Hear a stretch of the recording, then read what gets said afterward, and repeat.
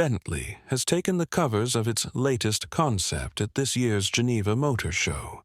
The new convertible GT, called the EXP12 Speed 6e, is the brand's first ever fully electric vehicle and paves the way for Bentley's future strategy of adding electric and hybrid drivetrains to its range of vehicles. The first production model to be made into a plug-in hybrid will be the Bentayga in 2018. The idea of an electric Bentley isn't so strange. The power delivery of an electric motor suits the torquey, effortless nature that the luxury marque have become known for.